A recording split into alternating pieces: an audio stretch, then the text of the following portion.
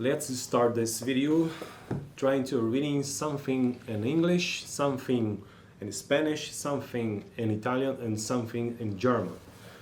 I don't speak very well any language because I don't use for you to be good as a speaker or something that you have to use those languages in your day. You have to practice every day. You have to use this because language, it's not difficult, but you have to use. And in my case, I don't use those languages. Okay, and my purpose here, my objective here, is to learn or learn English, my main language that I would like to know is English. And so I try to learn English just reading some text. And so why I have to try to read mm, other languages, for example, Italian language, Spanish language, or German language. It's just to help me to learn English. I think because in my mind, I think we have a lot of we have some kind of box in our mind. Okay, and so if you use a specific key, for example, just a lot of words here.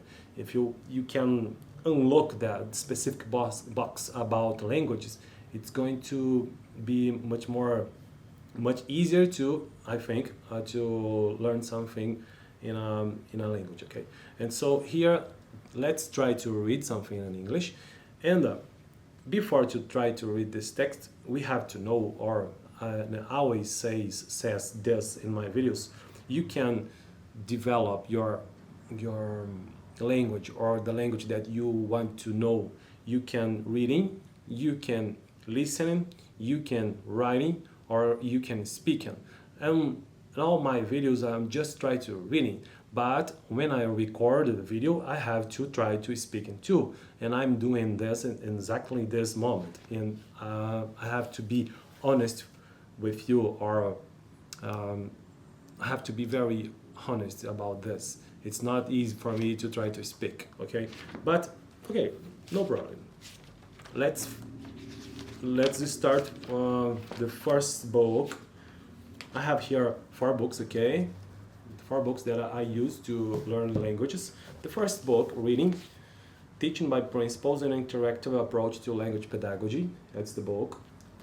The second book about Spanish, no, about Italian language. Parliamo la nostra lingua. It's an old book I really like. The third book, it's the Spanish by Images. Here we have this book. And the last book that I have to start today, the German by Images. Let's start this video reading something in English. The chapter is chapter 4. Let's find chapter 4.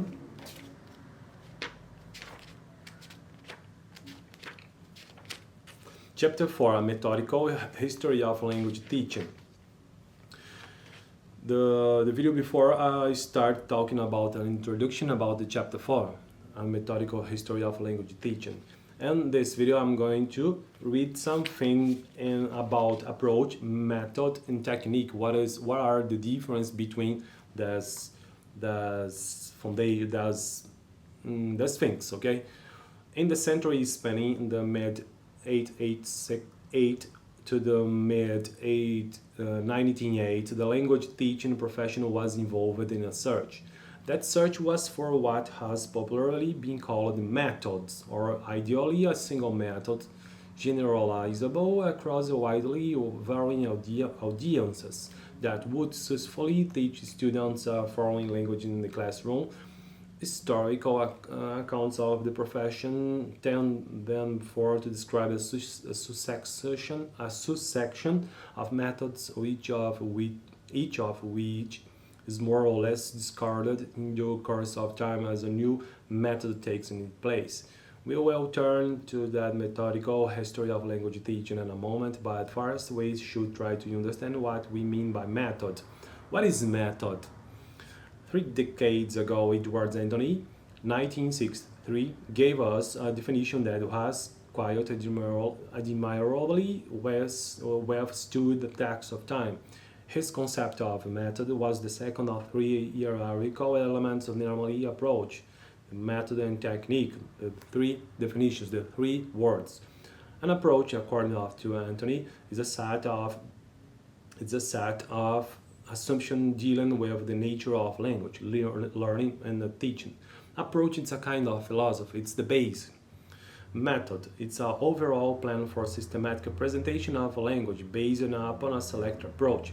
Okay, if you have a philosophy or it's a kind of theory, a base theory, after this we have a method, okay? The rainbow, no, rainbow is, I think it's not the correct word. How can I say guarda-chuva? I don't remember. Umbrella. Approach is a kind of umbrella. And so we have a method. It's a plan for systematic presentation. And the last one, techniques, are the specific activities manifested in the classroom that are consistent with a method and therefore in harmony with approach as well. Technique is specific activities. And so for this part of video about in English, we have to know about these three definitions: approach, method, and techniques. Approach, it's a kind of umbrella, kind of theory base. And after we have a method, it's the plan of systematic presentations of languages. In techniques are specific activities, okay? And so in this video, the English that I would like to read is just it, the difference: approach, method, and technique. Now we're going to read something in Italian. The book, the name of the book is Parliamo la nostra lingua. Let's read some kind of from this book. I like this book because it's an old book, and I like this picture here. It's Florence, Santa Maria del Fiore in Florence, and I know this place, really beautiful. This book, it's an old book. It's about grammar, okay? And the first video I'm talking about the capitolo 1, la grammatica e le subparti. Grammatica, quando espriamo what is the definition of grammar according to this book. Grammatica, quando esprimiamo il nostro pensiero sia oralmente sia per scritto, dobbiamo rispettare alcune norme e regole che sono venute formando nel tempo con l'uso costante della lingua e che trovano una conferma nei modelli offerti dagli scrittori più autorevoli. L'arte che insegna a parlare e scrivere correttamente si chiama grammatica. Non si deve tuttavia credere che essa debba essere codificata in schemi fissi. Per essere valida la grammatica si gioverà del rapporto che la lingua viva le offrirà con la rivoluzione dei tempi. Okay, it's the small text about the grammar according to this book, this chapter capitolo 1 or chapter 1. Now about lessico. La grammatica è indispensabile per usare in forma appropriata secondo determinate norme e regole. Le varie parole della lingua che nel loro insieme costituiscono il lessico. Ortoepia. Ortoepia, what is the definition? Until here we saw the three definitions: grammar, lessico, and ortoepia that I'm going to read right now. Ortoepia, non era necessario che corresse tanto, il maestro corresse subito i compiti, perché le due farsi anche questino il loro significato è necessario che le parole possano rilievo stiano lette con la pronuncia esatta. Correse, voce del verbo correre, si pronuncia con la E chiusa, corresse, voce del verbo corrigere, si pronuncia con la E aperta, E. La parte della grammatica che insegna la retta pronuncia delle parole si chiama ortoepia. Now we have a little history here, or story, like this. Lo sai cos'è l'amore? Amore. Sentimento di effettivo, vivo trasporto dell'animo verso una persona, una cosa profonda, tenerezza, devozione. Sulla carta è brevissimo. Il pianista Schroeder conosce bene l'ortoepia. Infatti, Infatti, infatti pronuncia la parola amore con la O chiusa. Another history here. Dai un'occhiata, questo è un disegno che come ha fatto lo multino prascolo. È una cosa in un prascolo dove stanno sempre le mucche, mucche o mucche, I don't know. Non ti intendi molto di mucche, vero? Linus fa trasecolare la sorellina Luci poiché il non conosce l'ortografia di una parola assai comune. And now the last subject here the last text in Italian that I'm going to read now about ortografia. Ortografia, che belle parole se si potesse scrivere con un raggio di sole già nei rodari. Pronunciando queste parole bisogna porre in risalto le consonanti doppio, il, as, ig. All'esatta pronuncia deve corrispondere una corretta scrittura o grafia. La parte della grammatica si insegna, la corretta scrittura delle parole si chiama ortografia. It was the last one text that I read about the Italian language, and the question here is, I understood all the things that I read right now? No, absolutely no. But it's not important for me. I just want to read. I just want to try to read something because I think it's really nice. It's really, I think it's enough that I just want to open my mind, the ability to learn languages. Okay, let's try to read something in Spanish right now. Spanish. The book that I have here to study Spanish or to practice it reading in Spanish, o espanhol por imagens, the Spanish by images. Here we have a very old book, but I really like this book because we have here a lot of images like this, and here in the end of the page we have the transcription, the phonetic transcription you can see here, and I think it's nice because we can read the transcript, the phonetic transcription, and try to read the word. Yo soy un hombre, yo soy una mujer. Yo soy un muchacho, yo soy una muchacha. Yo soy un hombre, usted es una mujer. Yo soy una mujer, usted es un hombre. Usted es una muchacha, usted es un muchacho. Es un hombre, ela es una mujer. Ele es un muchacho, es un muchacho. Ela es una muchacha, es una muchacha.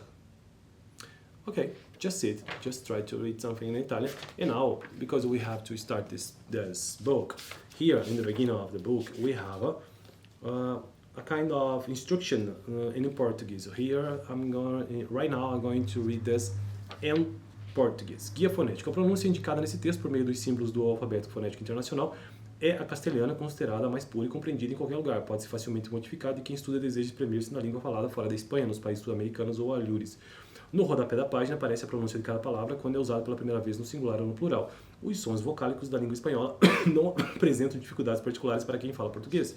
Deve-se tomar cuidado, porém, com a pronúncia de alguns sons consonantais que não têm equivalência na nossa língua, são apresentados na tabela que se segue com a explicação de como são obtidos. É fundamental o bom conhecimento dos símbolos fonéticos, porque praticamente todos são a chave do sucesso para o autodidata, dado que permitem individualizar exatamente os sons que frequentemente são apresentados de outros modos.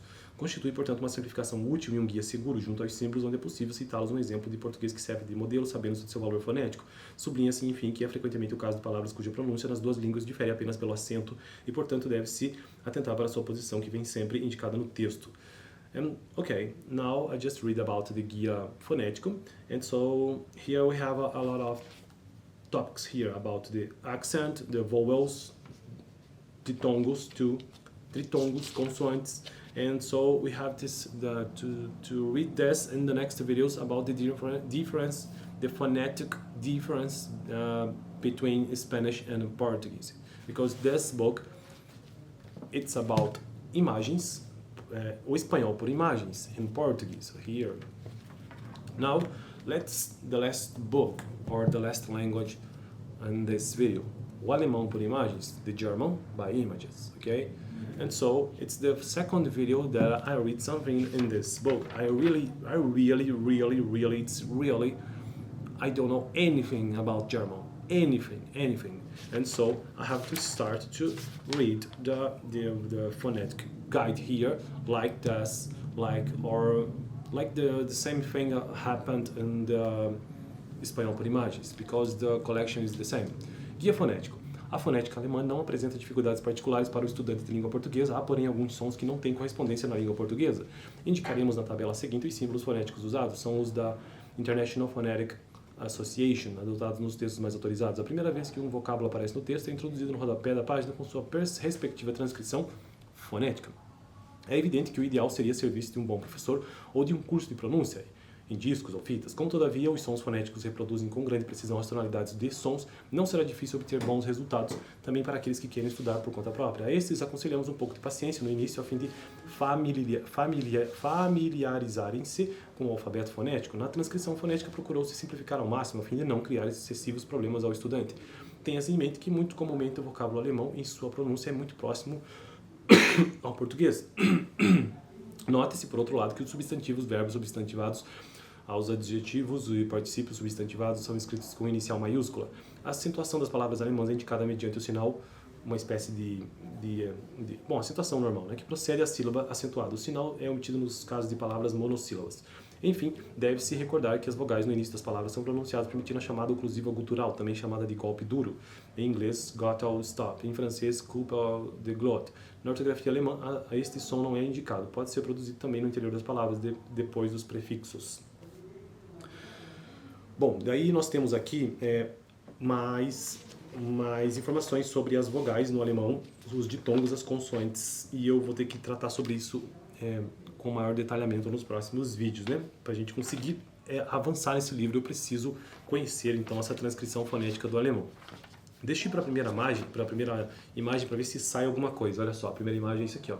Eu juro, eu nunca li isso aqui na minha vida, eu nunca tive contato com alemão na minha vida. E aí, será que eu consigo? Vamos tentar para ver se é mais ou menos assim, pela transcrição fonética, né? Então, veja bem, olha o que está aparecendo aqui. Eu não faço a menor ideia do que isso seja, mas seguindo o padrão do espanhol por imagens, né?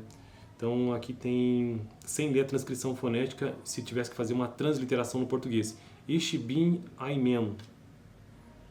Tem uma imagem, um cara apontando para ele mesmo. Então, ich seria... Vamos ver aqui rapidinho, consultar isso aqui para acabar, só para tentar pelo menos essa parte aqui. Tá, então esse cedilha é como se fosse o sh do português. Ich bin ein, tô lendo a transcrição fonética aqui, ó.